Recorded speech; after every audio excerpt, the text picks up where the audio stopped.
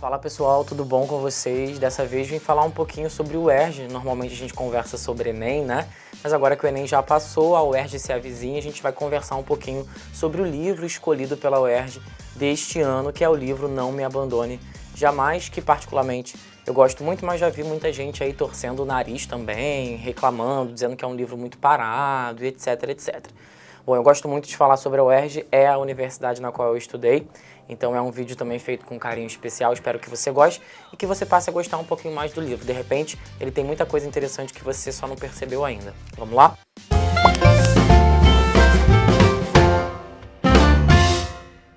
Bom, eu selecionei 5 pontos diferentes, porque senão eu ia ficar aqui uma tarde inteira com você me ouvindo. Selecionei os principais pontos que você não pode perder de vista, beleza? Que tem que estar ali no seu radar para que no dia da prova você consiga aproveitar alguma dessas reflexões, tudo bem? Bom, meu primeiro ponto, eu acho que é um ponto que para quem já leu um resumo, viu um podcast, viu um resumo da obra, ou sei lá, viu o filme, porque também há o filme que você pode assistir, é que ali na obra a gente tem o sofrimento de um pequeno grupo em função de um privilégio de um grupo maior. Para quem está perdido igual a cego tiroteio, eu explico.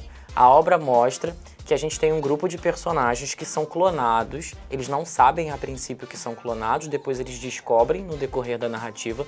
Eles são clonados para servirem basicamente como um depósito de órgãos. Eu sei que é uma expressão até forte de falar, né? Você imaginar que você vai clonar alguém para basicamente aproveitar os órgãos dessa pessoa para doação para o humano que serviu como base, que na obra eles chamam de possíveis. Então a gente tem ali o sofrimento de um grupo que é usado, que é criado, que é feito basicamente para fazer a manutenção da vida de um grupo maior. É claro que isso envolve várias implicações éticas, morais, legais, humanas mesmo, de uma maneira geral. Você imaginar que um pequeno grupo ele é feito, né, a sua existência é condicionada a uma existência anterior, já coloca esses personagens numa condição de muita insegurança e de questionamento, no sentido de dizer: quem sou eu? Para que eu estou vivo? Por que eu estou vivo? Para onde eu vou? Porque, afinal de contas, você tem ali um grupo de pessoas que é destituído dessa sua humanidade, no sentido de que é descredibilizado pela sociedade, já que tem a sua existência condicionada a uma existência anterior. É claro que se trata de uma realidade distópica.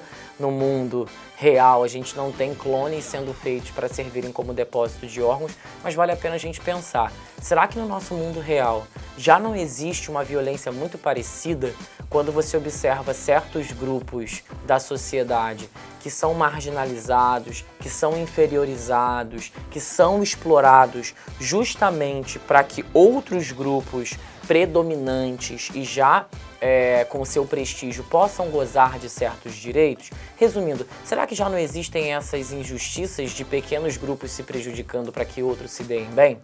Pensem nisso, acho que pode ser uma reflexão interessante para você. E já que eu estou falando sobre os clones, introduzo um segundo ponto, que é a experiência da morte. Ali na obra, a morte ela é muito presente. A gente tem uma obra bem acinzentada, uma obra bem melancólica, porque a vida dos personagens principais, Kate, Ruth, Tommy, a vida deles é marcada por essa ideia de que eles sabem que vão morrer. E aí você pode estar me dizendo assim: David, mas todo mundo sabe que vai morrer, eu também sei e você também sabe. Claro que sim, mas nós não temos um prazo de validade. Alguns de nós vai viver até os 80 anos, outros morrerão antes por várias razões. E a verdade é que a gente não sabe o motivo que vai nos levar à morte. Alguns por acidente, outros por velhice, outros por doença. Mas a verdade é que os personagens da obra sabem que vão morrer cedo. Normalmente os clones não vivem até depois da 4ª operação que fazem, então sabem que não tem uma grande perspectiva de vida. E esse é um outro ponto bem interessante de a gente pensar. Como seria a nossa vida se você soubesse que já não duraria muito tempo? Será que você teria ainda mais ímpeto de viver suas experiências? Ou isso já te desanimaria, afinal de contas as coisas perderiam um certo sentido, já que você não poderia fazer uma família imaginando que você viveria muito tempo, que você não estudaria muito, porque afinal de contas você não ia poder trabalhar durante muito tempo em relação àquilo. Também é bastante filosófico, né? Quem seríamos nós se soubéssemos que não estaríamos aqui na Terra durante muito tempo? Será que seríamos os mesmos ou será que adotaríamos posturas diferentes em relação a isso? Acho que a experiência da obra nos traz um pouco dessa reflexão. E já que eu pontuei morte, eu acho que morte, no outro extremo de morte, a gente fala de vida, né? Morte e vida é uma dualidade ali na obra muito presente e esse é o meu terceiro ponto. Por quê? Porque ali há uma reflexão que a mim é muito cara sobre o que faz com que aqueles seres, e quando eu me refiro a seres eu me refiro intencionalmente, beleza? Aqueles seres clonados, que são clones na verdade, o que os define enquanto seres humanos? Eles estão vivos, é verdade, mas eles são humanos? Para a obra, não. Para grande parte da sociedade daquela obra, não. Tanto é que ao longo da narrativa, eu vou dar um spoiler, né? Ao longo da narrativa a gente acaba descobrindo um pouco mais pro final que a Miss Lucy, a Miss Emily e a Madame são personagens que acreditam na humanidade dos clones. Enquanto a sociedade acredita que os clones são apenas duplicatas, né? São apenas cópias dos seus possíveis, que é como os humanos originais são chamados, por assim dizer, que os clones não, que eles seriam destituídos de alma, que a vida deles valeria tanto um pé de alface, né? Tanto quanto um pé de alface. Em contrapartida, você tem personagens que acreditam que eles são dotados de humanidade, que eles são capazes de sentir, de chorar, de pensar, se emocionar.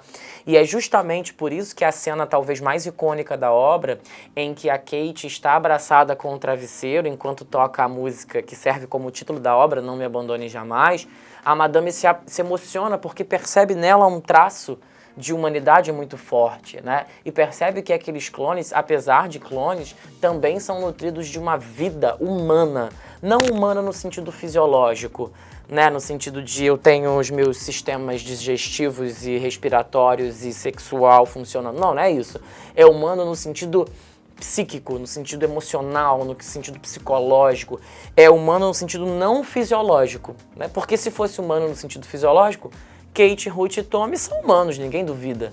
Mas na obra, o entendimento da humanidade, assim como na vida, né? A nossa noção de humanidade é muito maior do que isso. Sabe quando você vê alguém dormindo na rua e fala assim, nossa, que desumano, que desumano, quer dizer, trataram alguém dessa forma ou deixar que alguém chegue a esse ponto seria uma atitude desumana. Isso prova que a desumanidade não tem só a ver com a nossa fisiologia, né? Tem a ver também com os nossos atos e os nossos comportamentos. Então acho que essa relação vida e morte também nos leva para essa direção. Tudo bem? O que mais que eu apontei aqui? Um ponto de incômodo muito grande para os meus alunos, não sei se você experimentou isso, mas os meus alunos ficam pé da vida com a ideia de que os clones, mesmo podendo fugir, não fogem. Professor, como assim? Ninguém está prendendo eles pelo pé. Por que eles não pegam um carro e vão embora se eles sabem que vão morrer? Eu não entendo, fica aquela coisa, eles descobrem que vão ter que doar órgãos e que vão morrer e aceitam aquilo passivamente. Isso traz uma angústia no aluno, porque ele espera que, por que não tem uma rebelião, por que a galera não se mexe, por que eles não destroem aquele lugar e vão para um outro? Porque eles não têm nenhuma forma de compreensão de vida que não seja aquela, não é? Quando você não tem padrão de referência, quando você não sabe o que é o ódio, o amor você experimenta diferente. Quando você não sabe o que é a beleza, a feiura não faz sentido. Pode parecer filosófico demais o que eu tô falando, né? E é mesmo. O que eu quero dizer com isso é que se você não conhece outras formas de existência, por que você buscaria por elas? E falta ao Tommy, a Kate, a Ruth e aos demais clones uma ideia do que pode ser experimentar a vida, né? Para eles não havia uma noção muito clara de outras possibilidades. Eles até viam, né, anúncios de jornal em que as pessoas viviam mais tempo, mas eles foram condicionados a experimentarem aquela realidade. Então, uma vez condicionados àquela realidade, imaginar outras possibilidades de existência se torna muito difícil. É daí que se justifica aquela tranquilidade que parece até assim, que absurdo, né?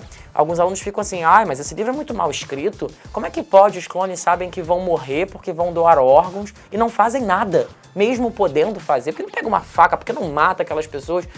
porque você só pode fazer isso, só pode acender a fagulha da sua revolta se você tem uma mínima noção do que pode ser a sua existência.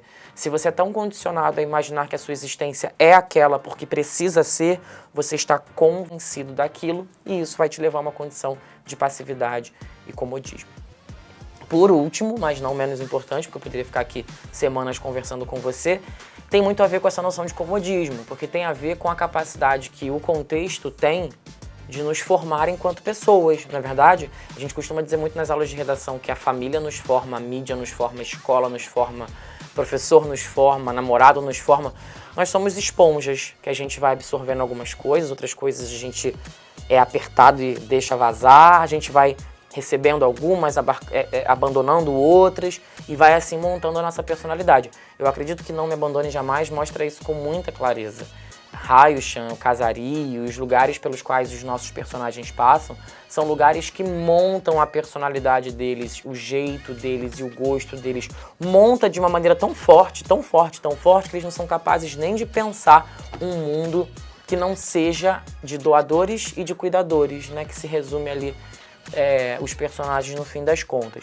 Então eu acho que o aspecto social, nesse sentido, ele é muito forte. Eu costumo dizer que o homem ele é biopsicossocial, quer dizer, a nossa biologia nos constrói, a nossa psicologia nos constrói e a sociedade nos constrói. Ali, em Não Me Abandone Jamais, o aspecto social é muito forte, muito presente.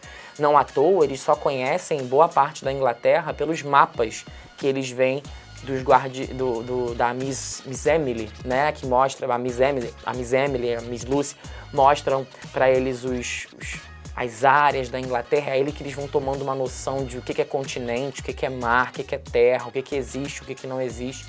Então uma sociedade pode realmente moldar nossos princípios, nossas perspectivas, nossos valores, nossa forma de encarar o mundo. Beleza? Bom, vou ficando por aqui. Espero que eu tenha te ajudado de alguma forma. É claro que a obra é muito mais rica do que isso. Minha conversa aqui é pocket, é aquilo de mais fundamental que você tem para levar para o dia da prova, beleza? Um beijo, uma excelente prova e espero te encontrar lá pelos corredores da UERJ. Até a próxima.